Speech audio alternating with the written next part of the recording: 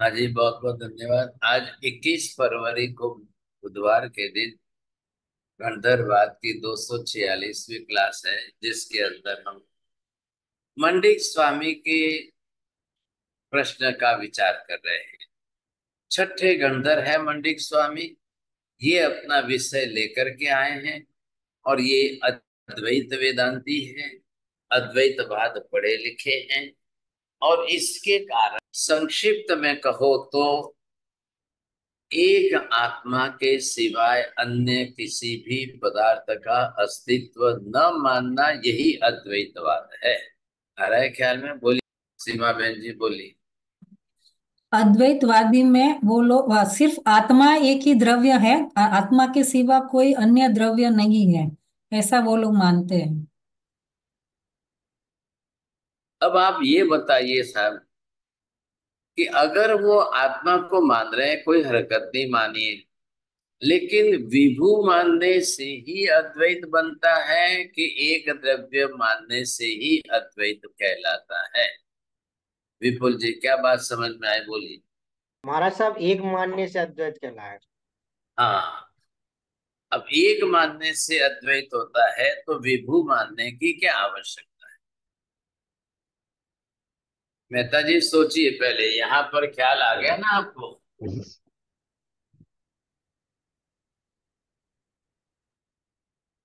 अब देखिए, मैं चार भंग करके लिख रहा हूं, आप लिख लो।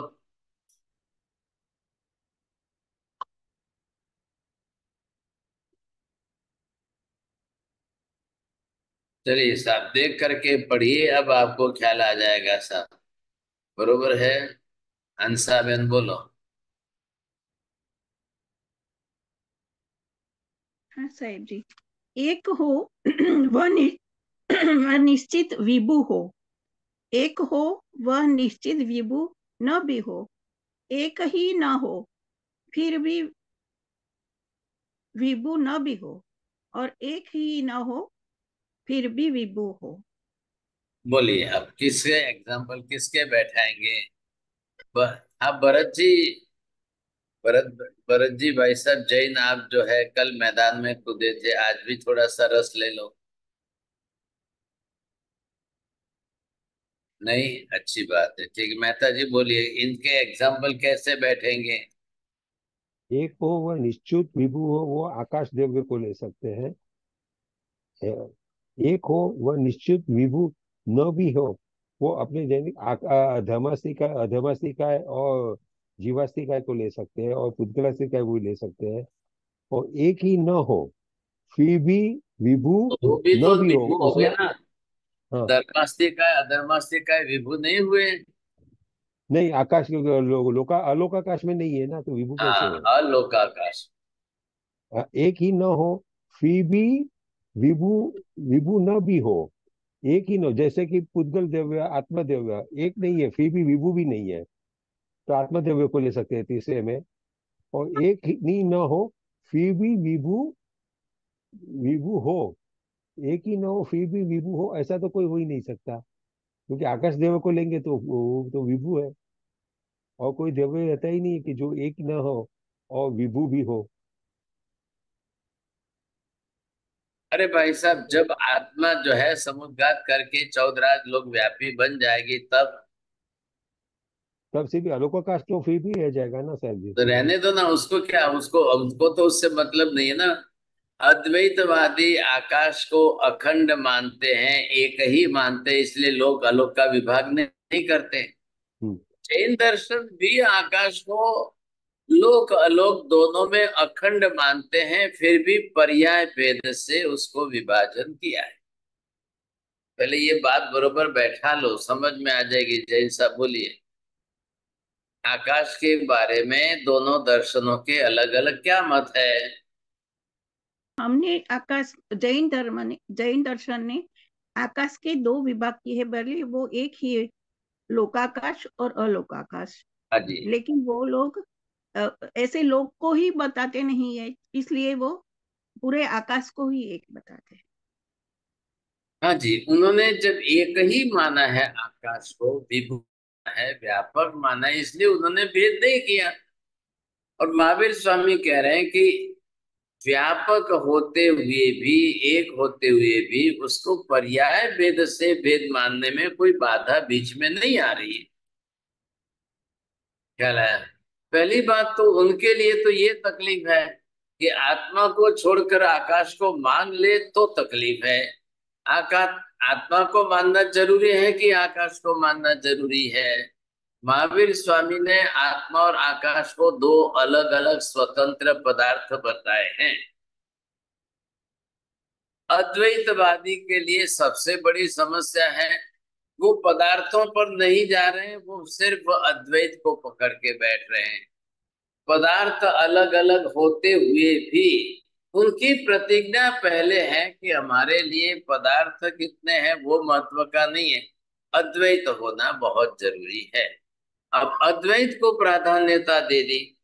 ध्यान रखना, समझना भाई साहब, मिथ्यात्व के दुनिया में असंख्य प्रकार है, असंख्य तरीकों से मिथ्यात्व अलग अलग तरीके से बनेगा।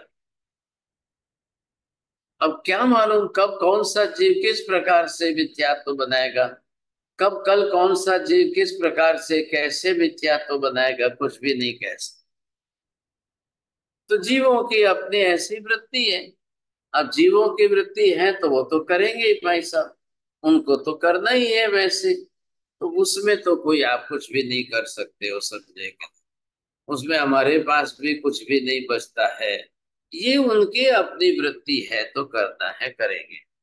अब रही बात ये कि जिस तरह से यहां पर आप देखिए, अब आत्मा और आकाश एक ही नहीं हो सकते हैं, ध्यान दीजिए। तो फिर अद्वैतवादी एक को ही मानते हैं।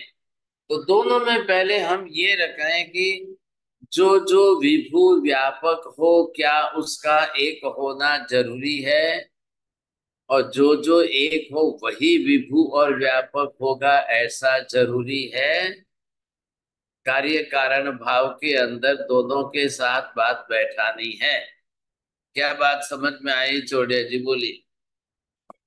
साहब फरमा रहे हैं कि जो जो एक हो क्या उसका विभु व्यापक होना जरूरी है, और जो जो विभु व्यापक है उसका एक होना जरूरी है। हाँ, तो क्या लग रहा है आपको? विभु व्यापक होगा तो एक होना, तो फिर तो एक होने में आकाश को ही आप विभु व्यापक मान लो ना, हो गई ना बात पूरी।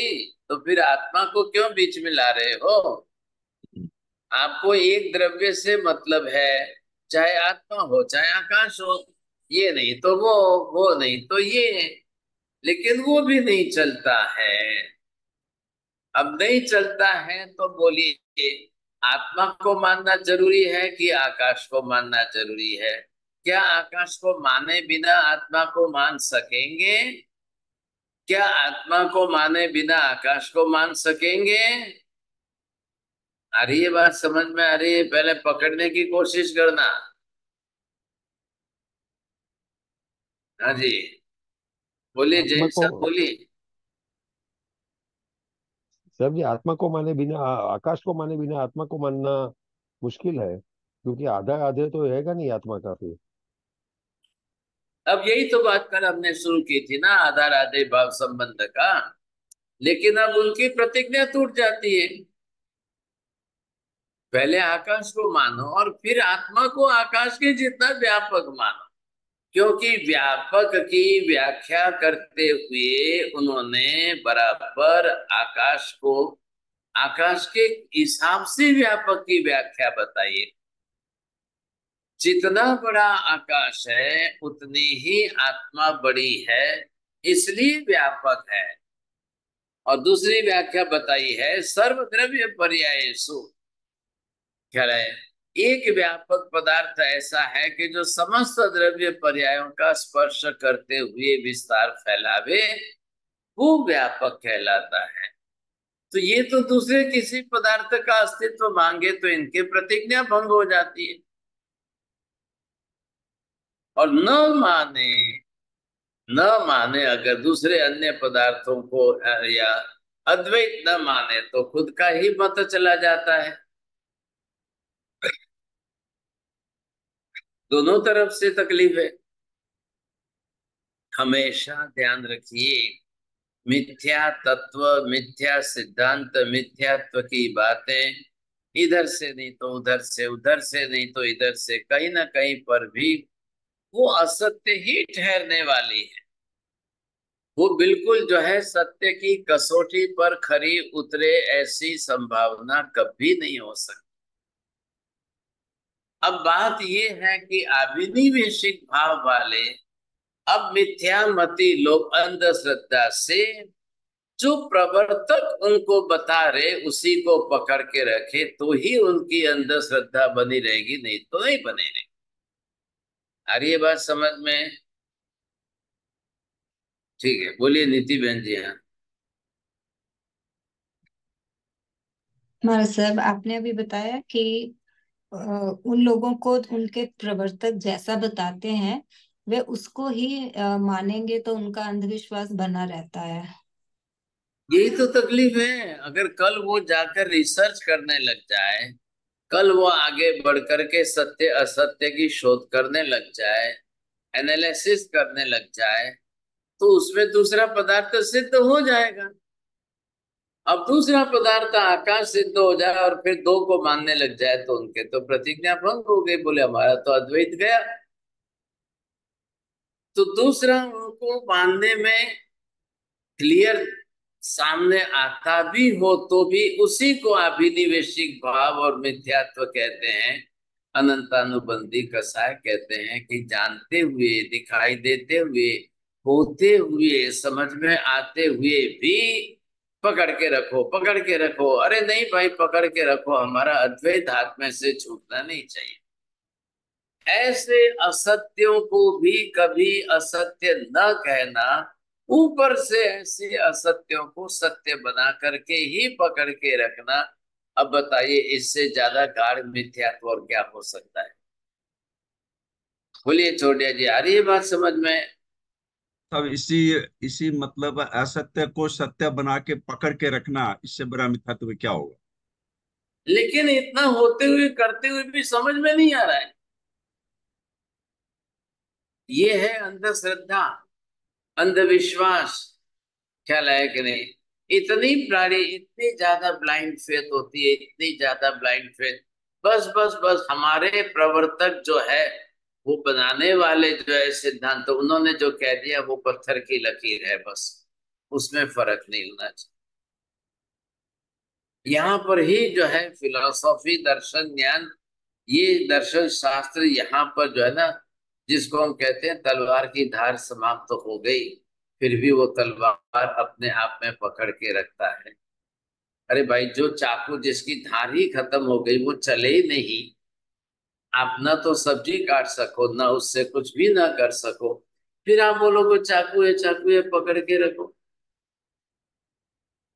ऐसा जो मिथ्यात्व होता है, वो अंधश्रद्धा बनी रहती है, वर्षों तक बनी रहती है। अब वो बदलती नहीं है, बदलनी नहीं है।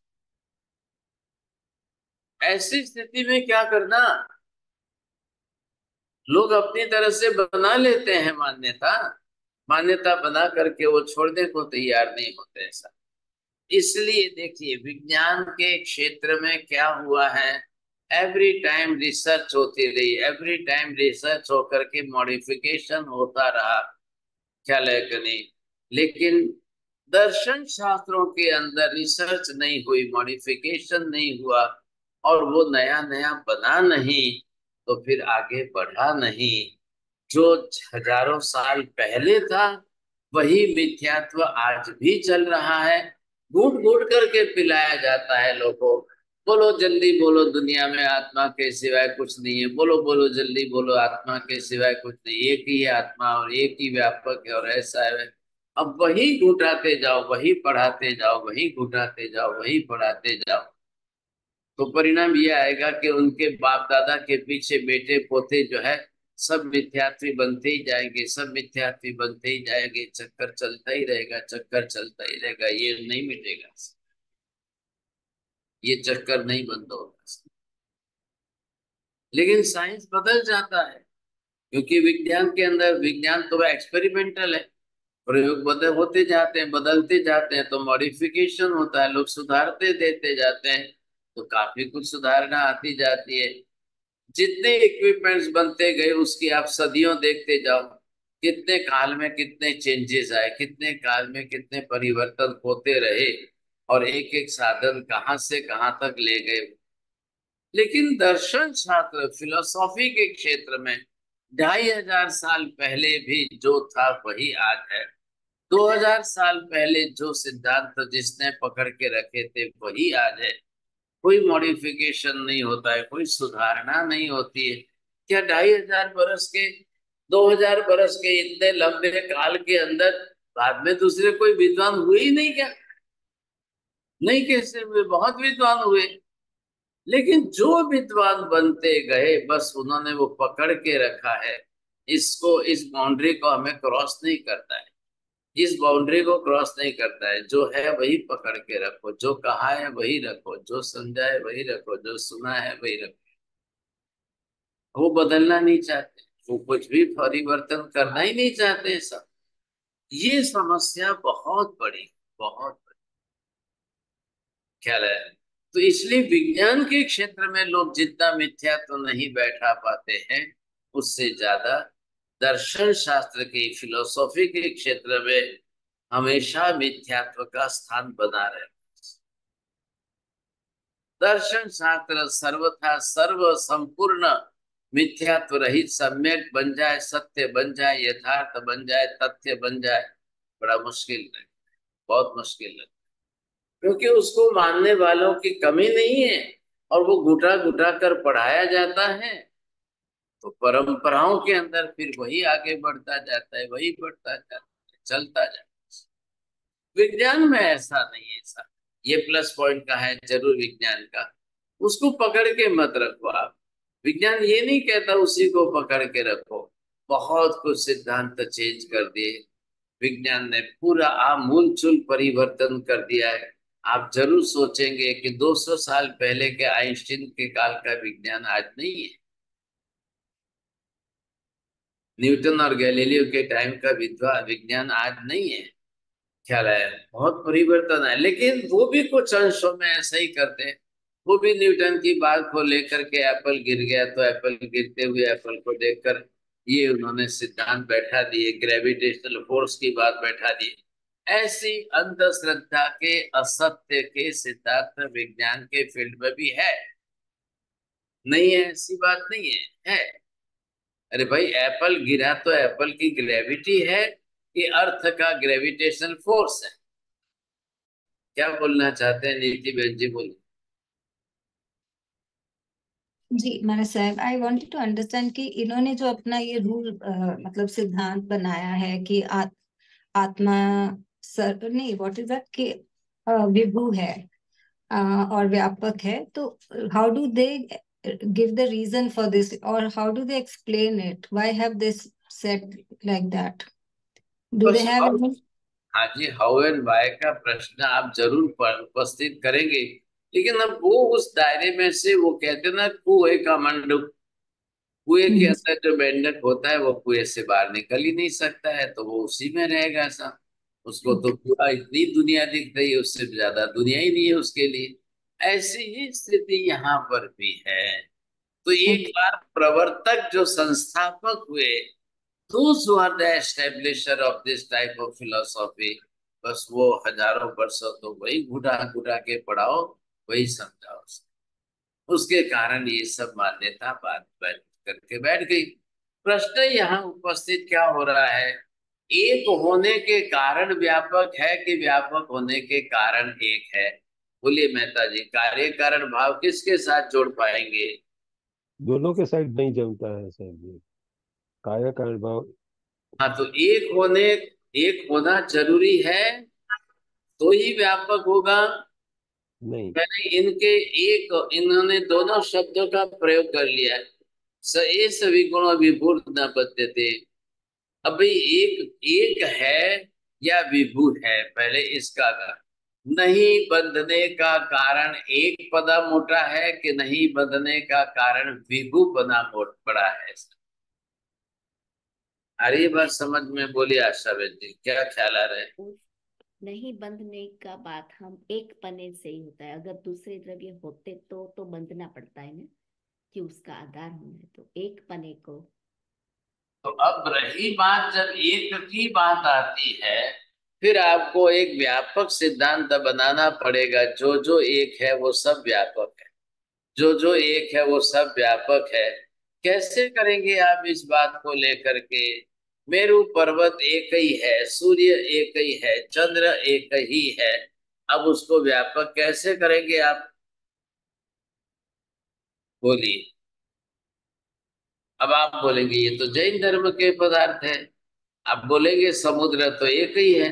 अब समुद्र एक ही है और वही व्यापक हो जाए तो पृथ्वी रहेगी नहीं ना। पृथ्वी फिर समुद्र और पृथ्वी, पानी और पृथ्वी, दो ड्युअलिज्म आ गया, दो द्रव्य हो गए साहब। तो आपको दोनों द्रव्य स्वीकारना है कि एक ही? एक होते हुए खाली समुद्र है तो समुद्र को इतना व्यापक मान लो, इतना व्यापक मान लो कि जमीन बचे ही नहीं। चलो ठीक है, आपने व्यापक कर लिया और जमीन बताई नहीं तो आपने ना कह दिया, लेकिन समुद्र का आधार जिस पर है वो नीचे तो पृथ्वी है कि नहीं है? कि वहां भी ना बोलेंगे आप? समुद्र का आधार जिस पर है नीचे भी पृथ्वी ही है। अब वो जो पृथ्वी है तो पृथ्वी तो एक ही। अब आपने ना कह दिया कि नहीं भाई, दुनिया के अंदर एक होने से समुद्र व्यापक है, और समुद्र की व्यापकता एक होने के कारण होने से अन्य किसी भी पदार्थ का अस्तित्व ही नहीं है। अब ऐसा सिद्धांत बैठेगा तो प्रत्यक्ष में विरोधाभास आ रहा है। प्रत्यक्ष में विरोधाभास आ रहा है कि भाई पृथ्वी तो है, और पृथ्वी है इसलिए जलचर, स्थलचर और खेचर अलग अलग पक्षी है, प्राणी है। पृथ्वी पर चलने वाले प्राणी को स्थलचर कहा है, पानी में चलने वाले को जलचर कहा है, आकाश में उड़ने वाले को खेचर कहा है। तो महावीर स्वामी तो केवल ज्ञानी है, सर्वज्ञ है, वो दोनों तरफ की बात को बरोबर स्पष्ट करते हैं, वो एक ही बात को पकड़ कर नहीं चलते। ये फर्क जरूर है। अब आपको ये समझना चाहिए। तो हम कैसे करें, सोचिए आप कैसे करें? अगर ये बात ही हम न स्वीकार करें, इसको हम लेवे ही नहीं, पकड़ में ही नहीं लेवे, तो बात उड़ जाएगी। इसलिए एक होना और व्यापक होना, व्यापक होने के लिए एक होना जरूरी है या नहीं है? अनंत अनंत आत्माएं हैं, और जब सबको अपनी अपनी तरह से व्यापक होना हो, आवश्यकता लगे, तब एक एक आत्मा अपना विस्तार फैलाकर विभू व्यापक बन जाए। किसी को बाधा नहीं है, किसी को एक से दूसरे को बाधा नहीं है। यहाँ पर एक लाइट लगाओ हॉल में, दो लाइट लगाओ, 10 लाइट लगाओ, 20 लाइट लगाओ, 100 लाइट लगाओ, 1000 लाइट लगाओ, सबका प्रकाश जो है इस हॉल में समाविष्ट हो जाएगा। किसी को किसी की बाधा नहीं है। बरोबर जो है, एक हॉल में 1000 लाइट का प्रकाश रहेगा, एक हॉल में 1,00,000 लाइट का प्रकाश रहेगा। किसी को कोई प्रकार की बाधा नहीं है, सबका प्रकाश यहाँ रह सकता है। लेकिन ये जो है जिस तरह से अपनी पकड़ लेकर के बैठे हैं, नहीं नहीं नहीं, अब यहाँ पर इन्होंने शास्त्र के अंदर ये शब्द दे दिए सा, तो महावीर स्वामी मना कर रहे हैं, एकत्वात् न विभू न विभुत्वात् एकत्व। मतलब क्या हुआ? एक होने से व्यापक हो यह जरूरी नहीं है, और व्यापक होने से एक ही हो यह भी जरूरी नहीं। बोलिए मेहता जी, दोनों पक्ष बोलना है। एक होने से व्यापक होना, विभू होना वो जरूरी नहीं है, या विभू या व्यापक होने से एक ही होना ये भी जरूरी नहीं है। हाँ, ये बात है। अब इनको अगर एक न मानो तो अनंत मानो। महावीर स्वामी स्पष्ट कह रहे भी एक मानने की जरूरत नहीं है। क्या है? लेकिन आपको जिसको एक है उसको एक मानना है। तो दोनों प्रकार के पदार्थ बताए हैं महावीर ने। अब वो कहते हैं कि भाई इधर आइए, कौन कौन एक है? आकाश एक है, ये धर्मास्तिकाय एक है, ये अधर्मास्तिकाय एक है। ये तीनों अपने आप में एक है। लेकिन आप जिसको आत्मा बोलते हैं उसका क्या है? तो ये जो आत्मा है ये अनंत है, अनंतानंत है।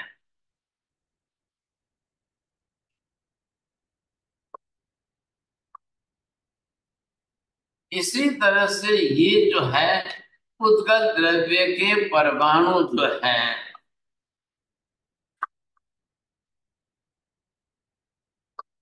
ये कितने हैं परमाणु? ये भी अनंता अनंत है।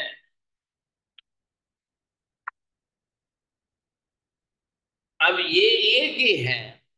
इधर देखिए, ये तीन का अलग अलग एक से ग्रुप बना हुआ है। तो आकाश भी एक है, धर्मास्तिकाय भी एक है, अधर्मास्तिकाय भी एक है। ये कभी दो हो ही नहीं सकते हैं। अनंता अनंत काल के पहले भी ये तीनों एक एक ही थे, आज भी है। अनंत अनंत अनंत भविष्य के काल के बाद भी एक ही रहेंगे। कोई फर्क नहीं पड़ेगा, कुछ भी फर्क नहीं पड़ेगा। इधर दूसरी तरफ महावीर ये कह रहे हैं ये एक है तो इसके सामने ये संख्या इनकी अनंत। अनंत अनंत भूतकाल के पहले भी जीवात्माएं अनंत अनंत ही थी, वर्तमान में है, भविष्य में रहने ही वाली है।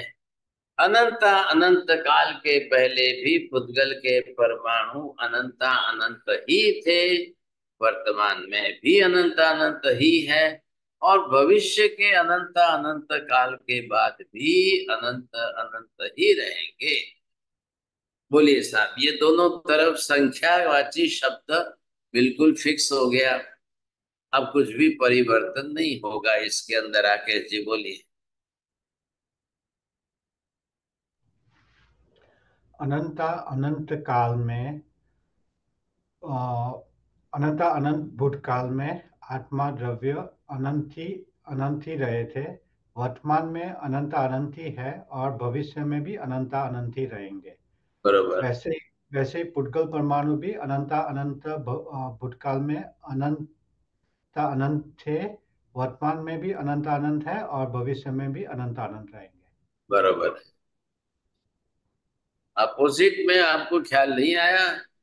भरत भाई बोलिए, कोई चिंता नहीं है, आप खुशी से बोलिए ना, थोड़ा बहुत सीखेंगे, बोल दिए बोलना तो अच्छा ही है। कोशिश कर दो हमारा सब। आप बोलिए। ये अनंत काल के अंदर भी आकाश द्रव्य एक ही है और अनंत भविष्य में भी एक ही रहेगा। ऐसे ही धर्मास्तिकाय और अधर्मास्तिकाय जो द्रव्य हैं अनंत काल में एक ही थे और भविष्य में भी एक ही रहेंगे। जी हाँ। अब वैसे इस तरफ देख लो, अनंत अनंत भूतकाल के पहले भी आत्माएं एक ही नहीं थी, अनंत अनंत अनंत ही थी, और वर्तमान में भी यही संख्या है, और अनंत अनंत भविष्य काल के बाद भी आत्माओं की संख्या अनंत अनंत ही रहेगी। तो क्या हुआ? प्रश्न महावीर अपनी तरफ से कह रहे हैं कि इनकी पदार्थों की संख्या में कोई वृद्धि हानि नहीं होती है। संख्या की दृष्टि से त्रिकाल नित्य शाश्वत है, लेकिन एक की संख्या होने से क्या इनका विभुत्व हम मान ले? और विभुत्व मानने जाओगे तो दूसरे के अस्तित्व का अभाव करना पड़ेगा। ये बात नहीं बैठती है। तो आप जो है अद्वैत की एक की संख्या को आधार बना करके, कारण बनाकर आप द्रव्य को विभु क्यों मानते हो? उसका उत्तर क्या हो सकता है? नहीं उत्तर। एक मानकर विभु मानना या विभु मानकर के एक मानना। और इधर महावीर कह रहे हैं कि इनमें से एक भी पदार्थ के अस्तित्व का निषेध कर लो तो पूरी जगत की व्यवस्था चरमरा जाएगी, नहीं बन पाएगी, लोक की जगत की व्यवस्था ही नहीं बनेगी। बताइए आप मीना बहन जी, चलो इसमें से ये तीन है, इधर दो है, इसमें से किसको न स्वीकारे, किसका निषेध करने से क्या फायदा नुकसान होगा? इधर ये तीन है, इधर ये दो है।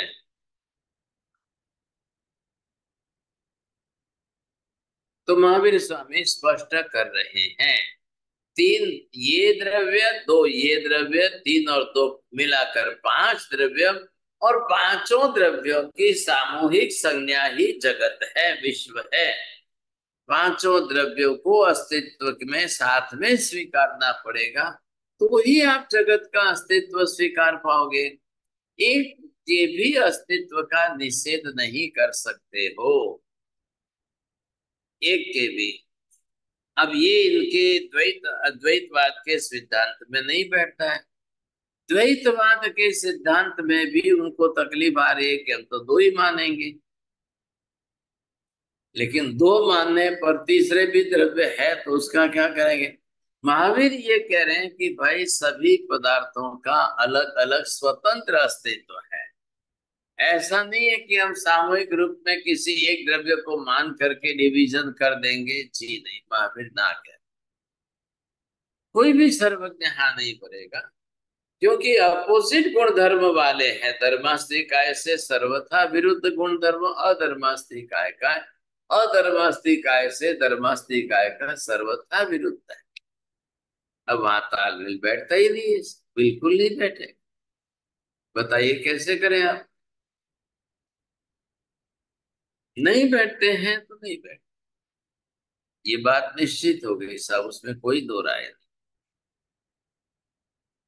अभी स्वीकारने में आए तब की बात है, समझने में आ जाए तब की बात अलग है, नहीं तो नहीं है। अब ऐसी स्थिति के अंदर इनका भी अस्तित्व अलग है। आकाश का अस्तित्व अलग है, आत्मा का अस्तित्व अलग है। जैन धर्म के मौलिक सिद्धांत में दोनों को दो अलग अलग स्वतंत्र पदार्थ माने गए हैं। द्रव्य स्वरूप में रचना समान होते हुए भी क्षेत्र काल भाव से भिन्नता है, और सादृश्यता होते हुए भी बिल्कुल भी सदृश पदार्थ से अलग है। तो ऐसी स्थिति में कैसे करना, बताइए कैसे हो सकेगा? चलेगा ये नहीं।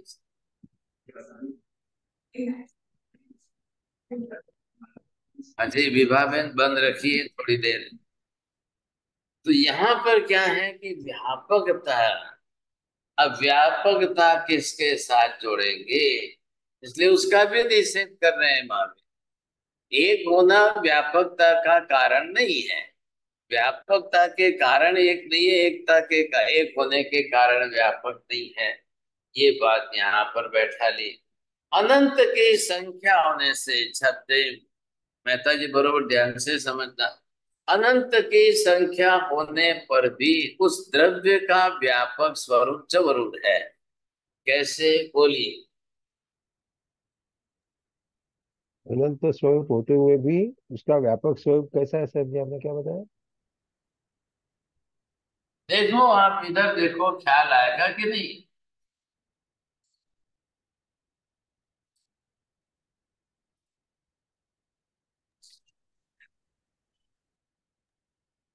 सर मैं ट्राई करूँ। हमारे साहब, जैसे अभी आपने पूछा कि अनंत की संख्या होने पर भी द्रव्य का व्यापक स्वरूप जरूर है, सो दैट मीन जैसे पुद्गल परमाणु पूरे लोकाकाश में सर्वव्यापक हैं और अनंतानंत भी हैं। सो बिल्कुल सही बात, धन्यवाद, आपको फर्स्ट प्राइज आ रहा है। चलिए मेहता जी, और दूसरा कौन सा बोलना है?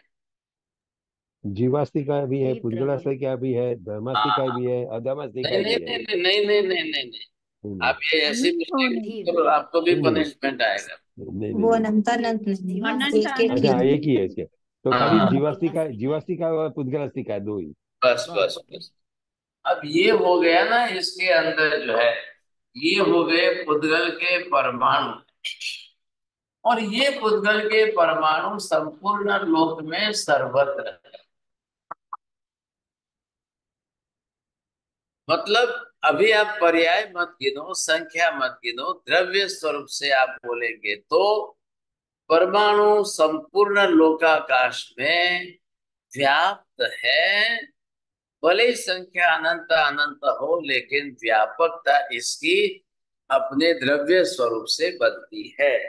इधर आप दूसरा लीजिए साहब, ये जो है आपने किसका दिया है, ये जीवास्ति काय के बारे में। अब ये भी जीव है, ये भी जीव है, ये भी जीव है। अब व्यापकता किसकी है?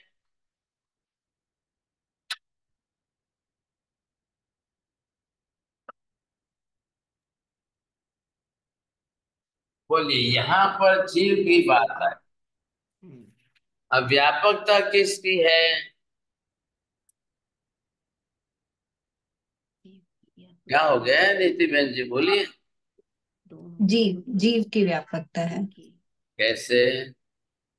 हमारे साहब, आपने हमें पहले बताया था कि पूरे लोक में सुई के अग्रभाग जितनी भी जगह खाली नहीं है जहाँ जीव न हो या पुद्गल परमाणु न हो।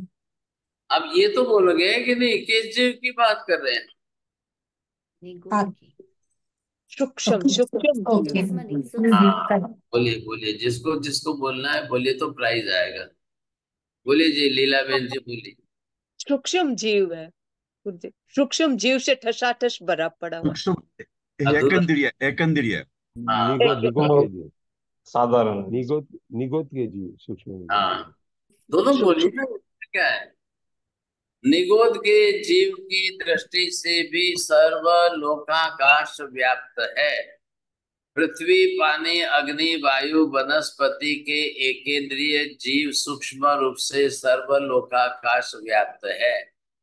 पांचों सर्वलोकाकाश व्याप्त है, तो पांचों में से एक एक भी सर्वलोकाकाश व्याप्त है। ये कोना आप देख रहे हो, यहाँ पृथ्वी काय के भी सूक्ष्म है, यहाँ भी पृथ्वी काय के सूक्ष्म है, यहाँ अपकाय के भी सूक्ष्म है, यहाँ अग्नि काय के भी सूक्ष्म जीव है, यहाँ वायु काय के भी सूक्ष्म है, सूक्ष्म साधारण वनस्पति काय के भी सूक्ष्म जीव सर्वत्र है, सर्वलोकाकाश व्याप्त। महावीर ये कह रहे हैं कि हम ऐसी व्याप्यता है, ऐसी व्यापकता द्रव्य स्वरूप से मानते हैं, पर्याय स्वरूप से भिन्नता है, क्या लायक नहीं। और अनादि अनंत कालिक त्रैकालिक शाश्वतता इस प्रकार की बनी थी।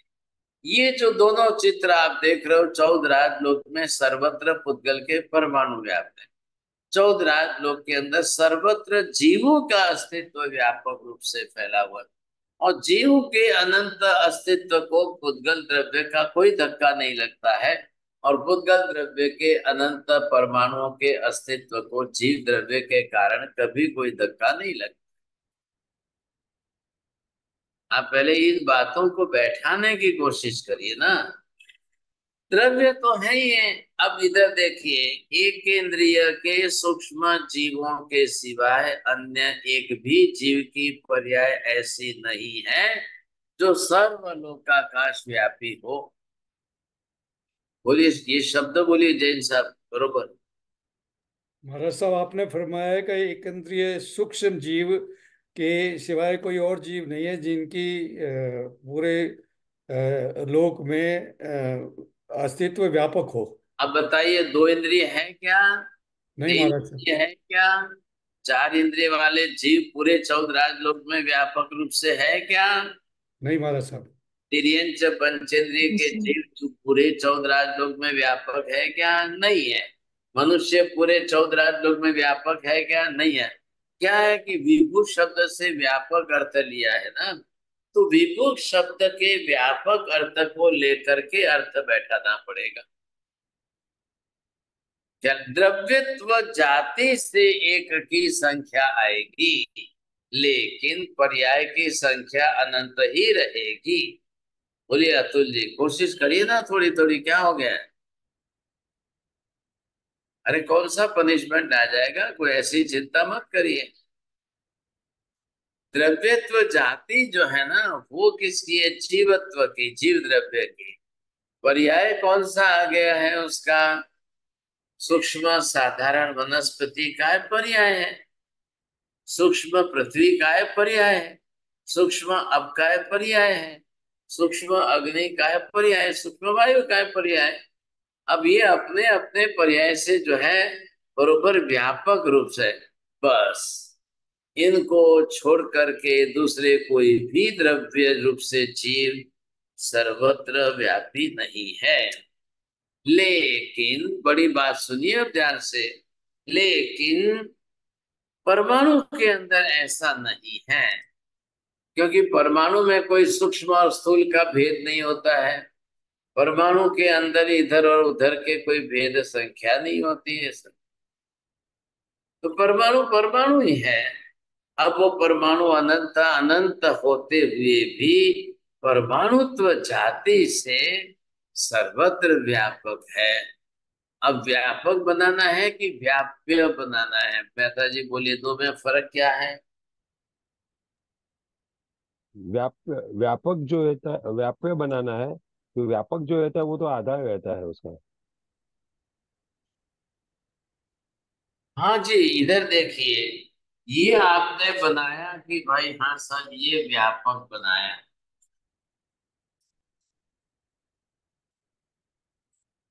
और ये जो आप देखेंगे तो आपने जिस तरह से इसको यहाँ पर ये व्याप्य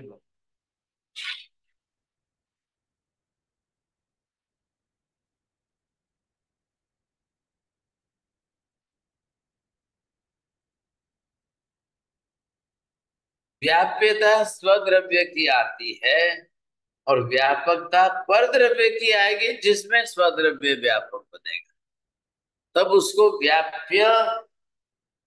ये जो आपने बोला व्याप्य, और ये जो है व्याप्य आया, अब इधर इसके सामने इसने व्यापक शब्द लिया है। अब बताइए, आत्मा व्याप्य है कि व्यापक है? क्या मानो तो नुकसान है और क्या व्याप्य। मानो तो फायदा है? आत्मा हाँ जी, आत्मा व्याप्य है, आधे द्रव्य। आकाश व्यापक है, आधार द्रव्य है। लेकिन उनके मत में जाओगे तो तकलीफ ये हो जाएगी कि द्वैतवाद आ जाएगा, दो पदार्थ आपने क्यों मान लिए, वो वहां पर जाके रुकेंगे। मैंने आपको पहले कहा है, ध्यान में लिया तो, अद्वैतवाद के अंदर एक पने की बात को पकड़ के रखना, ये अभिनिवेशिक भाव का अनंतानुबंधी कसा है। अब ख्याल में आया? अनंतानुबंधी की पकड़ इतनी मजबूत है, शंकराचार्य होके बीत के चले गए साहब, क्या लाए कि नहीं। वो हुए कब हुए थे उस बात को लेकर आज लगभग 1,500-2,000 बरस बीत चुके हैं, बरोबर बीत चुके हैं, इतना लंबा काल। लेकिन ये परंपरा में चल रहा है। क्यों चल रहा है? घुटाया जा रहा है। अब घुटाया जाए, उसके बाद में इतने बुद्धिशाली नहीं है क्या कोई? बहुत बुद्धिशाली है, कई लोग बुद्धिशाली, लेकिन विचार करने का दरवाजा बंद कर दिया है। हमको अद्वैतवाद की पेरिफेरी में से बाहर नहीं निकलना है। ये उनकी प्रतिज्ञा महत्व की है कि हम स्वीकार, कोई दो शंका नहीं है। ऐसी उनकी बड़ी बड़ी बातें आगे बीच में, अब वो कोई सत्य ठहरती नहीं है। सत्य न होते हुए भी ये पकड़ के रखते हैं। बोलिए जय साहब। महाराज जी, इसी तरह ईश्वर का अस्तित्व की बात है, सबको घुटा दिया कि ईश्वर है। वो तो व्यापक आत्मा कोई तो ईश्वर कहते हैं, हाँ वही सही बात है, सही बात है, सही बात अलग है, नहीं कहते हैं। सही बात है। लेकिन वो व्यवहार की भाषा में तो आत्मा नहीं बोलते, ईश्वर ही बोलते हैं। जी, आत्मा बोलते हैं, और आत्मा को ही ईश्वर, ब्रह्म शब्द ईश्वरवाची बनाया, ब्रह्म शब्द आत्मावाची बनाया, ब्रह्मा शब्द देववाची बनाया। फर्क है। बोलिए चौड़िया जी, बोलिए। महाराज साहब, आपने फरमाया कि साइंस में क्या है कि मॉडिफिकेशन होता रहता है, परंतु हाँ, परंतु दर्शन शास्त्र में आपने बताया ऐसा नहीं हुआ। पर दर्शन शास्त्र में यदि ऐसा होगा, सिद्धांतों का यदि चेंज होगा, तब तो फिर सिद्धांत बचेंगे कैसे महाराज? सिद्धांत अगर गलत है तो सुधारे तो जा सकते हैं ना। हाँ, सिद्धांत यदि गलत है तो। हाँ, तो फिर ये अद्वैत का सिद्धांत सही लगता है कि गलत नहीं, लगता है? गलत लगता है महाराज। लगता है तो सुधारना हो सकती है कि नहीं? हाँ, बिल्कुल हो सकती है महाराज। फिर क्यों नहीं करते हैं? नहीं, हम तो मानते हैं, हम तो अद्वैत नहीं मानते हैं ना। यानी आपने, मैं इतिहास बता रहा हूँ।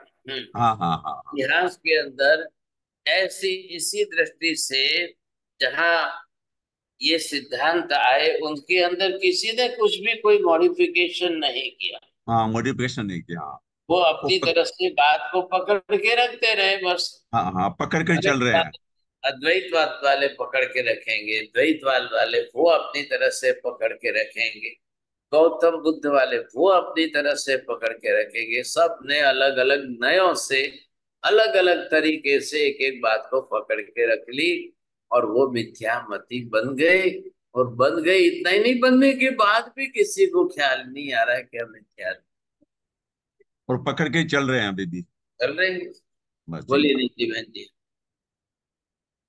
हमारे साहब, एक आजकल ऐसे भी थिंकिंग चल रही है कि there is one universal consciousness which manifest itself into individual consciousness. जो, तो इस बात को हम how do we explain that? और कुछ नहीं है ना सर? असत्य सिद्धांत को लेकर के आप बोले को ऐसे करोगे तो कैसे बैठेगा? वही बात हुई ना, फिर तो अनंत व्यापी को व्यापक मान करके फिर आप एक के इंडिविजुअल को लाके कैसे बैठाओ? कॉस्मोस जब कहते हैं, एनर्जी जब कहते हैं, तो एक है, एक एनर्जी व्यापक है कि नहीं? राइट। लेकिन कौन सी एनर्जी? महावीर तो वो भी ना कह रहे हैं। आत्मा की चेतना शक्ति की चेतन एनर्जी है, और जड़ पुद्गल की जड़ शक्ति की एनर्जी है। दोनों को स्वीकारना पड़ेगा। जड़ एनर्जी अलग है, चेतन एनर्जी अलग है। ये दोनों को अलग अलग स्वतंत्र अस्तित्व में स्वीकारिए। लेकिन विज्ञान आत्मा को नहीं मानता है, तो वो तो सिर्फ जो है जड़ को ही बात को देता है। लेकिन व्यापकता कैसे बैठेगी? नहीं बैठेगी। राइट। नमो रियंताणम, नमो सिद्धाणम, नमो एरियणम, नमो वज्रायणम, नमो लोहे संपसापम, एसो पंच नमो कर्म सब पाप प्रणस, मंगलाणम च सव्वे सिंहणमं हवै मंगलम। मंगलम भगवान वीरो मंगलम गौतम प्रभु, मंगलम स्थूलिभद्राद्या जैन धर्मस्तु मंगलम। चत्तारि मंगलम हरिहंता मंगलम, सिद्धा मंगलम, साहु मंगलम, केवली पन्नतो धम्मो। चत्तारि लोकोत्तम, हरिहंता लोकोत्तम, सिद्धा लोकोत्तम, साहु लोकोत्तम, केवली पन्नतो धम्मो।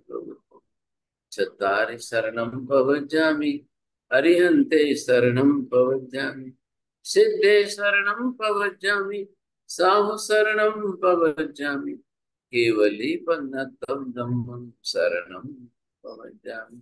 सर्वमङ्गलमाङ्गल्यं सर्वकल्याणकारणं, प्रधानं सर्वधर्माणां, जैनं जयति शास्त्रम्। धर्मराज रिकॉर्ड बंदा साहेब।